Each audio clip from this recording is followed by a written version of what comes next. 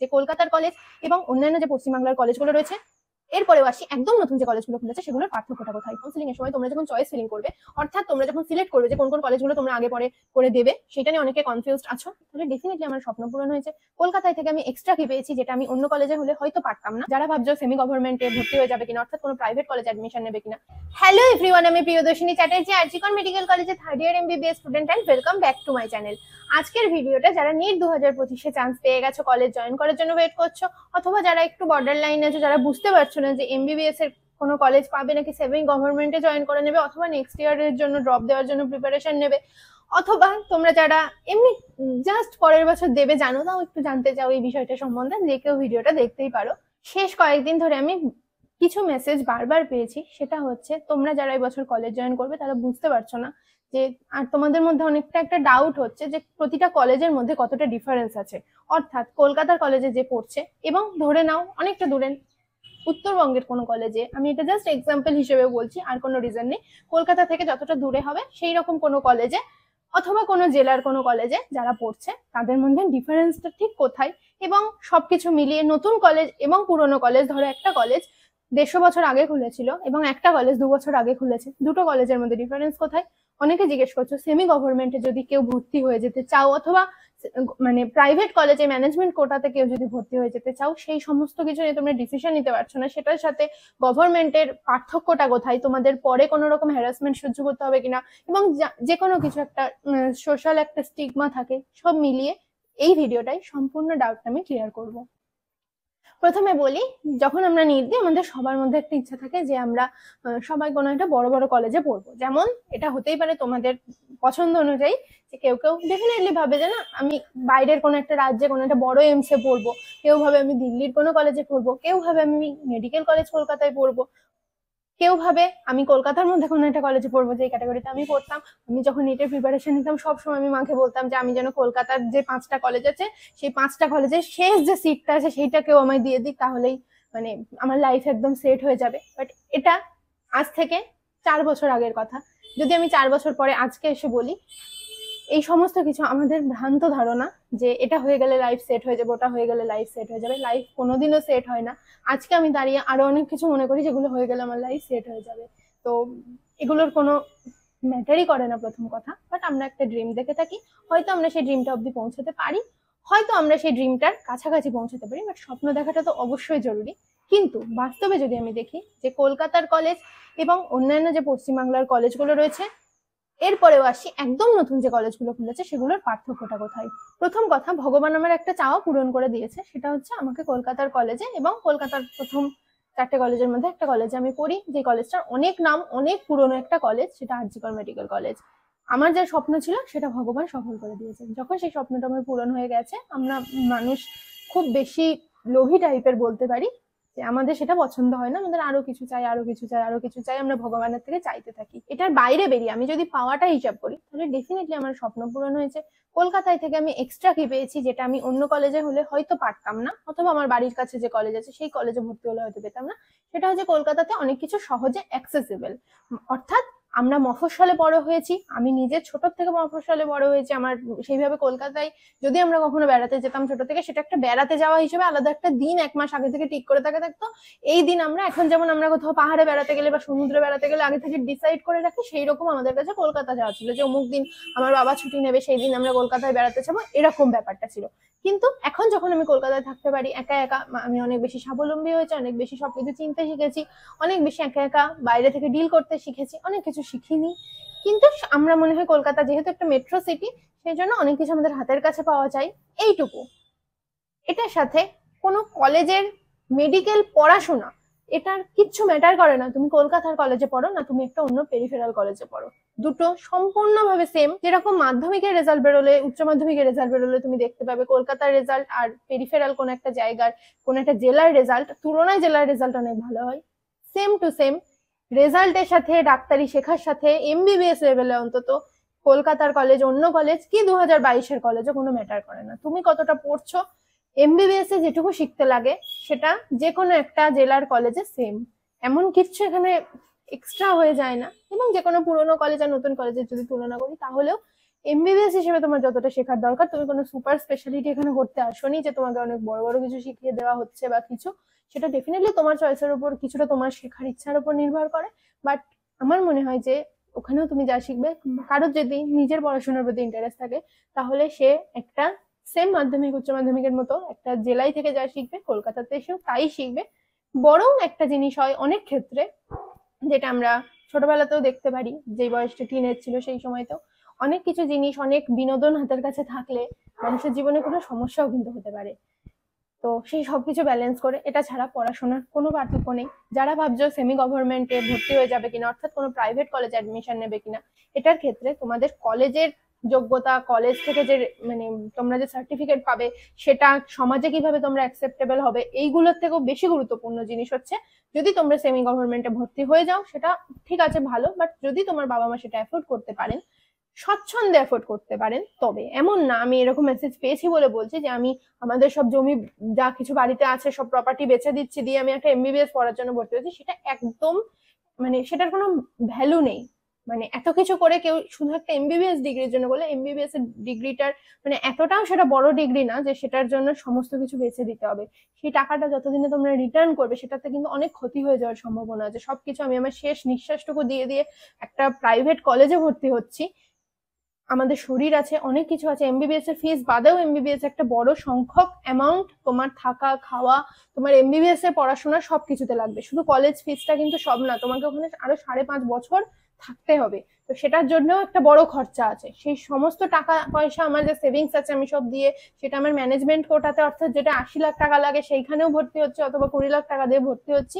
যদি তোমার বাবা মা সেটা অ্যাফোর্ড করতে পারেন, তবেই। বাবা মাকে নিজেদের জন্য প্রেশার দেবে না, তার বদলে তুমি 5,000 টাকা দিয়ে একটা কোর্সে ভর্তি হও, নেক্সট বছর নিট দাও, দিয়ে তোমরা ভর্তি হয়ে যাও। আর কারোর যদি মনে হয় যে হ্যাঁ আমি অ্যাফোর্ড করতে পারছি, আমার সেভাবে সমস্যা হচ্ছে না, তার উদ্দেশ্যে বলি, সার্টিফিকেট তোমায় যা দেওয়া হবে সেটা ওই কলেজেও যা দেওয়া হবে এই কলেজেও তাই দেওয়া হবে। নিশ্চয়ই তোমরা এতদিন, তোমাদের সবার কাছে ইন্টারনেট আছে, এইটুকু দেখেছো যে কত ইন্টারনেটে আমরা দেখতে পাই, ইউটিউবে আমরা দেখতে পাই, কত বড় বড় ডাক্তার আছেন যারা প্রাইভেট মেডিকেল কলেজ থেকে পড়েছেন, নিট পিজিতে ভালো র্যাঙ্ক করেছেন, করে তারা আবার গভর্নমেন্টে পড়েছেন। তো ওটা কোনো ম্যাটার করে না, সার্টিফিকেট সব সেম। সেটা ওয়েস্ট বেঙ্গল হেলথ ইউনিভার্সিটিরই সমস্ত রেজিস্ট্রেশন নাম্বার সবকিছু। তো কোন কলেজ, ওটা তো ডেফিনেটলি ম্যাটার করে না। কিন্তু ওই বললাম যেটা, যে কাউকে প্রেশার দিয়ে না, এমন না হোক যে ওটার জন্য তোমাদের ফ্যামিলির কোনো প্রবলেম হচ্ছে, অথবা তোমাদের মানুষের শরীর খারাপ যে কোনো সময় হতে পারে, সেটার জন্য আমার কোনো সেভিংস নেই। সবকিছু বাঁচিয়ে তারপরে যদি তোমরা অ্যাফোর্ড করতে পারো তাহলেই ওটা নেবে।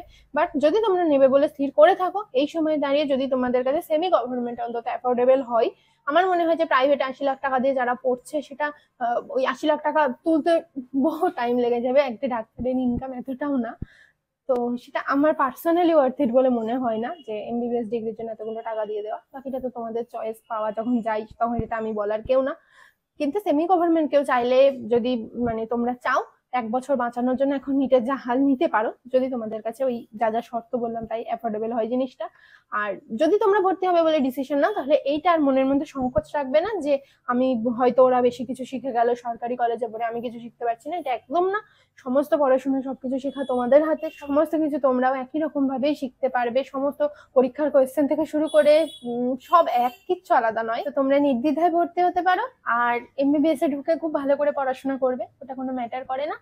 এই প্রসঙ্গে দুটো গল্প বলি। আমার পরিচিতদের মধ্যে একজন আছে যে এমবিবিএস প্রাইভেটে ভর্তি হয়েছিল, এখন সে ডাক্তার হয়ে যাবে, এবং ডাক্তার হয়ে যাওয়ার পরে এটা ম্যাটার করবে না সে প্রাইভেটে পড়েছে নাকি গভর্নমেন্টে পড়েছে, এত কিছু কিছু না। আমাদেরকেও যে নিট পিজি পরীক্ষায় বসতে হবে, তাকেও নিট পিজি দিতে হবে, একই ব্যাপার, সবকিছু একই রেস। এবং আরেকটা উদাহরণ আমি দিচ্ছি, যেহেতু সব রকম বলাটা আমার কাজ, তারপর ডিসিশন নেওয়াটা তোমাদের কাজ। আমারই একটা বন্ধু ছিল যে 2021 সালে একদম লাস্ট দুটো সিটের জন্য, একদম লাস্ট যে সেমি গভর্নমেন্ট কলেজটা ছিল, খুব সম্ভবত গৌরী দেবী কলেজ ছিল, সেই কলেজে চান্স পায়নি দুটো র্যাঙ্কের জন্য। জাস্ট যেই র্যাঙ্কে শেষ হয়েছে তার দুটো র্যাঙ্ক পরে উঠছিল। তো ও অ্যাডমিশন নেবে বলে ভেবেছিল, টাকা পয়সা সমস্ত কিছু রেডি, কিন্তু ওই কাউন্সিলিং এ সে পেল না। পরের বছর সে আবার নিট দিল। সে এখন এনআরএস মেডিকেল কলেজে পড়ে, তার 5,800 সামথিং র্যাঙ্ক ছিল। সেই দিন সেই দুই র্যাঙ্কের জন্য সে যদি চান্সটা পেয়ে যেত, আজকে যে সে অনেক কম খরচায় এনআরএস মেডিকেল কলেজের মতন পশ্চিমবাংলার দ্বিতীয় কি তৃতীয় কলেজে এমবিবিএস পড়তে পারছে, এটা একটা আমার মনে হয় বিশাল বড় অ্যাচিভমেন্ট। এবং সে আর কিছু না করুক, সে বাবা মায়ের অনেকগুলো টাকা পয়সা বাঁচিয়ে দিয়েছে, এবং সে নিজেও একটা হয়তো কনফিডেন্স পেয়েছে। তো তার জীবনে আমার মনে হয় যে ভগবান যা করেন ভালোর জন্য করেন। তোমরা অনেকেই হয়তো থাকবে যে এবছর যার ওরকমই একটুর জন্য হয়তো হলো না, হয়তো শেষ গভর্নমেন্ট সিটটাই হলো না বা কিছু, বাট ভগবান সবসময় তোমার জন্য একটা বেটার কিছু প্ল্যান করে রাখে। এই গল্পটা আমার মনে হলো করা উচিত ছিল তোমাদের সাথে।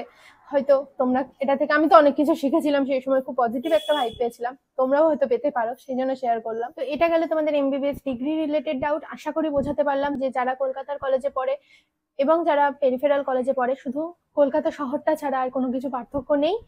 আমার বাড়ি মফস্বলে থেকে আমি যেরকম ভাবে অভ্যস্ত যে অন্য কলেজে, জেলার কলেজে পড়ে তার সেই রকম ফিল হবে। এটা ছাড়া পড়াশোনা অন্তত একটুও কোনো 1% পার্থক্য নেই। টিচার সব সময় চেঞ্জ হতেই থাকেন। আজকে যেই টিচার এই কলেজে আছেন, কালকে উনি অন্য কোনো জায়গার কলেজে চলে যাবেন। এবং নতুন যে কলেজগুলো খুলেছে একই তো ফ্যাকাল্টি।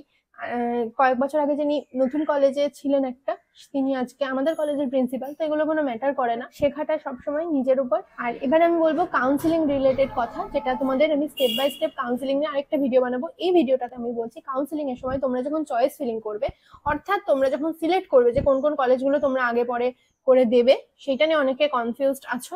সেটার জন্য আমি একটা ভিডিও বানাচ্ছি। আমি এই ভিডিওটার মধ্যেই সবটা বলে দিচ্ছি। সেটা হচ্ছে, প্রথমে তোমরা অবভিয়াসলি কলকাতার কলেজ দেবে। কেউ যদি, অনেকে থাকে প্রতি বছর 2-1 জন করে অন্তত থাকে যারা হয়তো কারোর বাড়ি বাঁকুড়া, বর্ধমান, কারোর বাড়ি নর্থ বেঙ্গল, সে চাই যে আমি আমার বাড়িতে থেকে পড়াশোনা করবো, তো আমি আমার বাড়ির কাছের কলেজটা দিয়ে দিই। এটা খুব খুব খুব ভালো ডিসিশন, যদি তোমার সেটা নিয়ে পরে কোনো রিগ্রেট না হয়। তোমরা যদি একটা ফিয়ার অফ মিসিং আউট, অর্থাৎ আমি ওখানে ভর্তি হলাম না বলে আমি কিছু মিস করে ফেলছি না, তো এই জিনিসটাই তোমরা যদি পরে না ভোগো, তো বাড়িতে থেকে পড়াশোনার ডিসিশন খুব ভালো ডিসিশন। বাট একদম নতুন কলেজে থেকে তোমরা যদি কলকাতার কলেজ পেয়ে যাও, তাহলে সেটা প্রেফার করাটা আমার মনে হয় বেটার। বাট যদি তোমরা কোনো পুরোনো কলেজ পাচ্ছ, যেমন যেটা বললাম Bankura, Bardhaman, north Bengal medical college, তো তোমরা সেটা নিতেই পারো, সেটা কোনো ম্যাটার করে না। প্রথমে তোমরা কলকাতার 5টা কলেজ দেবে। 5টা কলেজের মধ্যে এমসিকে, এসএসকেএম, দুটো কলেজের মধ্যে তোমার যেটা ভালো লাগে, কোনো পার্থক্য নেই। আবার বলছি, তোমার যেটা ভালো লাগে সেটা আগে পরে দেবে, প্রথম দুটো। তারপর 3 নম্বরে এনআরএস, 4 নম্বরে আরজিকর, 5 নম্বরে সিএনএমসি। কখনো ট্রেন্ডের বিরুদ্ধে যাওয়াটা আমি প্রেফার করি না। আমিও এটা নিয়ে কনফিউশনে ভুগতাম, বাট শেষ অব্দি আমি ডিসিশন নিয়েছি যে এই কলেজটা আগে, আমি সেই কলেজটাই নেবো।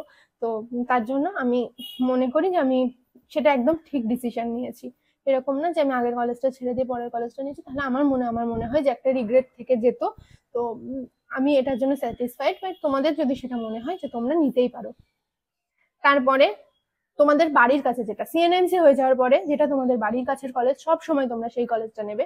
যেমন তোমার বাড়ি যদি এই দিকটাতে হয় যে তোমরা জেএনএম অথবা সাগর দত্ত মেডিকেল কলেজ নিতে চাও, তাহলে, অথবা তোমরা বারাসাতের কাছাকাছি থাকো, তাহলে তোমরা এরপরে মানে যে সাগর দত্ত, জেএনএম, বারাসাত এইভাবে নিতে পারো।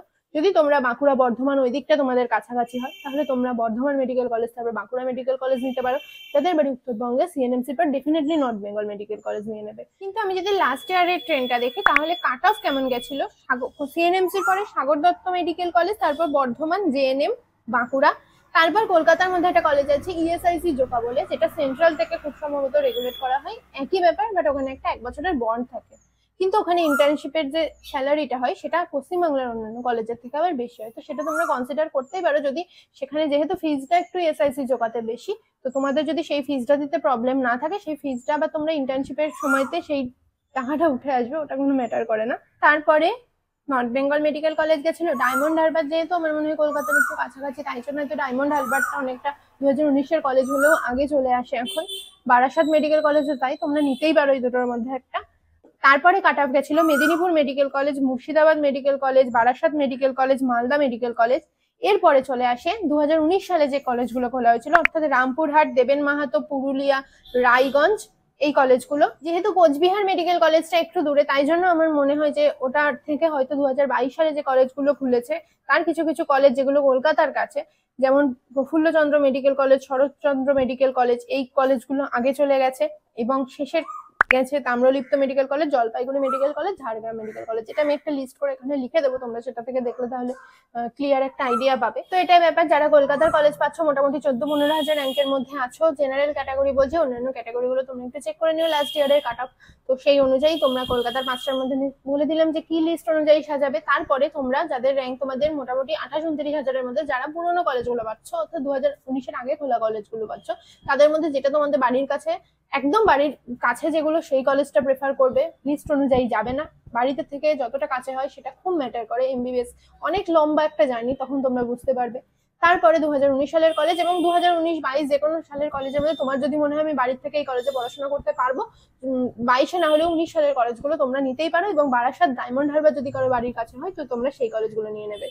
আর এরপরে আসে 2019 সালের কলেজগুলো, যেগুলোর মধ্যে বলে দিলাম যে রামপুরহাট, দেবেন মাহাতো, রায়গঞ্জ, কোচবিহার, এই কলেজগুলো পরপর গেছে। তারপরে 2022 সালের কলেজ, তোমরা সিকোয়েন্স আমি বলে দিয়েছি, লিখে দিয়েছি, সবকিছু দেখে নেবে, নিয়ে তোমরা ডিসিশন নেবে। আর কলেজ সিলেকশন খুব বড় একটা ম্যাটার। বাড়ির থেকে দূরে গিয়ে তোমরা 5 বছর 5.5 বছর তোমাদের কাটাতে হবে, অনেকটা লম্বা একটা জার্নি, অনেকটা স্কুলের 5 থেকে 10 অব্দি পড়ার মতন জার্নি। তো খুব ভালো করে একটা ডিসিশন নেবে, তোমাদের নতুন একটা জীবন শুরু হতে যাচ্ছে। সবকিছুর জন্য অনেক অনেক অনেক শুভেচ্ছা তোমাদের, তোমরা যারা জানিয়েছো। আরো যদি কোনো দরকার হয় কলেজ রিলেটেড, যে কোনো দরকারে তোমাদের সাথে আছি, সবসময় ছিলাম, সবসময় থাকি, থাকার চেষ্টা করব। আর কোনো নিট অ্যাসপিরেন্টের যদি কোনো সমস্যা হয় তোমরা যে কোনো সময় জিজ্ঞেস করবে। তোমাদের নিট নিয়ে কি রিলেটেড ভিডিও বানানো যেতে পারে, তোমাদের কি সমস্যা হচ্ছে সেটা আমায় জানাতে পারো, এবং কলেজ রিলেটেড যে কোনো কিছু, কাউন্সিলিং এর সমস্যা, এমবিবিএস নিয়ে কোনো ডাউট, যা খুশি আমায় জিজ্ঞেস করতে পারো। এই ভিডিওটা আজকে এখানে শেষ করছি, টাটা। দেখা হচ্ছে পরের ভিডিওতে। তোমাদের কমেন্টের উপর বেস করে পরের ভিডিওটা টপিক সিলেকশন করবো। টাটা।